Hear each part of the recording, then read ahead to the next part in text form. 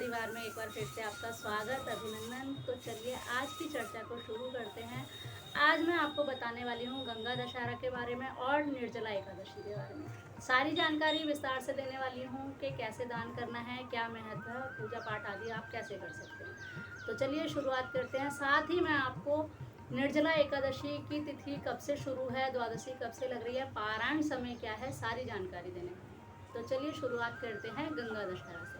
जैसे कि आप सभी लोग जानते हैं, भागीरथी की तपस्या से प्रसन्न होकर माँ गंगा जी पृथ्वी पर अवतरित हुई थी। तो आज का यानी कि गंगा दशहरा का ही दिन वह दिन है जिस दिन माँ गंगा पृथ्वी पर आई थी स्वर्गलोक से, जिसे कि सभी बहुत धूमधाम से गंगा दशहरा के रूप में मनाते हैं। गंगा दशहरा वाले दिन गंगा जी में स्नान करना या किसी भी पवित्र नदी में स्नान करने का अपना महत्व है।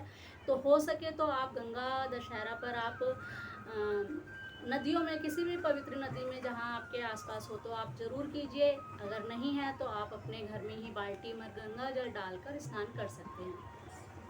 अब बात कर लेते हैं कि हम क्या दान करें। तो गंगा दशहरा पर सबसे ज़्यादा दान करने के लिए पीने वाली वस्तुएं जो होती हैं उन्हें दान करना चाहिए। इसका बहुत बड़ा महत्व है और सबसे बड़ा गंगा जल के दान का बहुत बड़ा महत्व है। आप गंगा दशहरा पर गंगा जल का दान जरूर कीजिए, वितरित जरूर कीजिए। जितने भी पीने वाले पदार्थ हैं वह पीने वाले पदार्थों को आप बांटिए, दान कीजिए, जितनी सेवा कर सकते हैं आप कीजिए। जैसे कि आप गंगा जल दान कर सकते हैं, आप शरबत दान कर सकते हैं, शरबत बांट सकते हैं, नींबू का पानी बांट सकते हैं, लस्सी यानी कि जिसे बटर मिल्क कहते हैं वह भी दे सकते हैं, दही की लस्सी, मीठी लस्सी, नमकीन लस्सी जैसी भी हो आप दे सकते हैं। जितनी भी वस्तुएं हैं आप उनका दान कर सकते हैं। जल की व्यवस्था कर सकते हैं, गौ माता के लिए जल की व्यवस्था कीजिए, पंछियों के लिए जल की व्यवस्था कीजिए। कहने का तात्पर्य ये है कि जितनी भी पीने वाली चीज़ें हैं आप वह सब चीज़ें, आप दूध भी दे सकते हैं, आपके पास फ्रूटी भी दे सकते हैं, कोल्ड ड्रिंक भी, जो भी चीज़ आप देना चाहें पीने वाली वो आप बांट सकते हैं। अब बात कर लेते हैं कि दान में क्या देना चाहिए। तो देखिए, दान की मैंने अपनी पिछली बहुत सारी वीडियो में पूरी जानकारी विस्तार से दी है, आप वहाँ जाकर देख सकते हैं। लेकिन गंगा दशहरा पर सबसे ज़्यादा महत्व है मिट्टी के कलश में जल भरकर उसका दान करना चाहिए, संकल्प कराकर। देखिए, इस संकल्प से मिट्टी के कलश में जल भरकर दान देने से यह जल पितरों को और देवताओं को दोनों को तृप्त करता है। तो आप ये जरूर कीजिए। आपसे कुछ ना बन पड़े तो सिर्फ आप कलश में जल भरकर और कुछ दो एक चीज़ें मैं आपको बता रही हूँ वो आप कर सकते हैं, उसका पूरा पुण्य फल आपको मिलेगा। तो आप कलश भरकर उसमें उसका संकल्प कराकर दान कीजिए।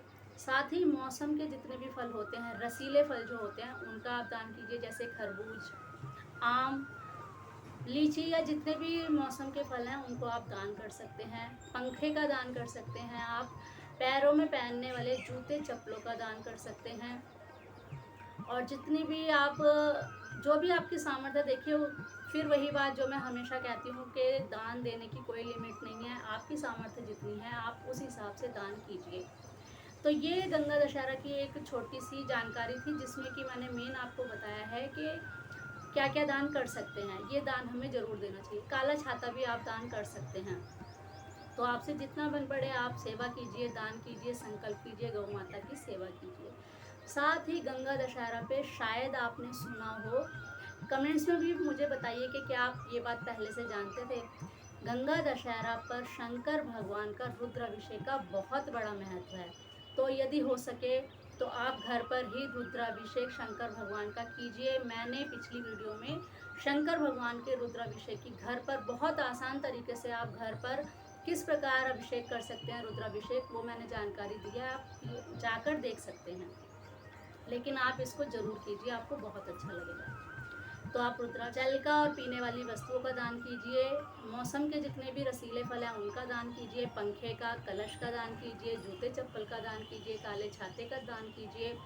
और जितनी भी वस्तुएं आप दान कर सकते हैं आप कीजिए। कलश, मिट्टी का कलश लेकर उसमें जल भरकर संकल्प कराकर जरूर दान कीजिए। पितरों को और देवताओं को दोनों को तृप्त करता है और बहुत बड़ा महत्व है। साथ ही आप रुद्राभिषेक भी कीजिए। तो ये जानकारी जो मैंने आपको विस्तार से अभी दी है आप इसकी ये जरूर कीजिए। अब बात कर लेते हैं निर्जला एकादशी की।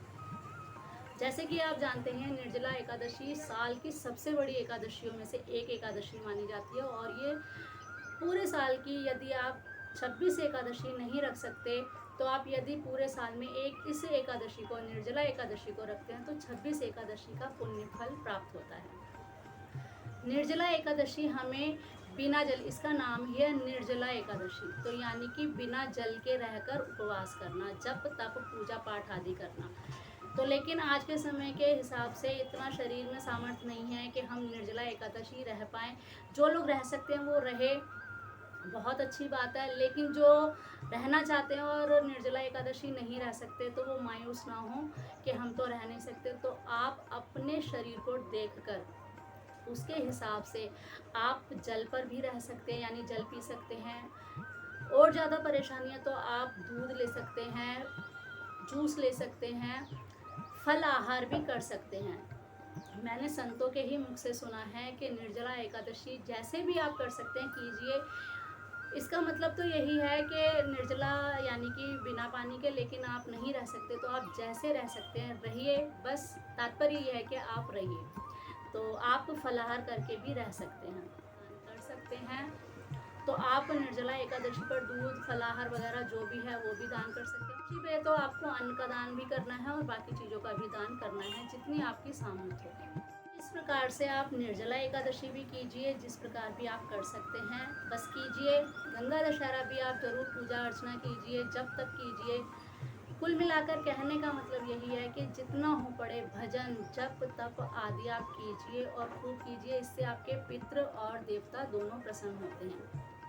अब हम बात करते हैं निर्जला एकादशी के बारे में। तो निर्जला एकादशी का समय 20 जून को शाम को 4:31 से एकादशी तिथि लग जाएगी, जो कि 21 जून दोपहर को 1:31 तक रहेगी। एकादशी का पारायण समय सुबह 22 जून को सुबह 5:24 से लेकर 8:12 तक रहेगा। इसके बीच में रहेगा पारायण समय, तो इसके बीच में ही आपको पारायण करना है। ये समय देखिए, ये जो समय मैंने आपको बताया ये दिल्ली का समय है, और आप जहाँ भी जिस भी जगह रहते हैं तो उसके हिसाब से 5-7 मिनट का आगे पीछे का अंतर हो सकता है। तो ये समय था जो मैंने आपको एकादशी का बताया। आज की वीडियो में बस इतना ही। यदि आपको ये वीडियो अच्छा लगा है तो आप इसे लाइक कीजिए, शेयर कीजिए, और यदि आप मेरे चैनल पर पहली बार आए हैं तो मेरे चैनल को सब्सक्राइब करना बिल्कुल ना भूलें। आज के लिए बस इतना ही। मिलती हूँ नई वीडियो में नई जानकारी के साथ। तब तक के लिए ठाकुर जी आप पर कृपा करें, कल्याण करें आपका। गौ माता आप पर कृपा करें, आपकी रक्षा करें। सनातन धर्म हमारी रक्षा करें, हम सनातन धर्म की रक्षा करें। आप सभी को गंगा दशहरा और निर्जला एकादशी की हार्दिक शुभकामनाएं, मंगल मंगल बधाई। इन्हीं सब शुभ मंगल कामनाओं के साथ राधे राधे, जय श्री कृष्णा, जय गौ माता, जय गोपाल।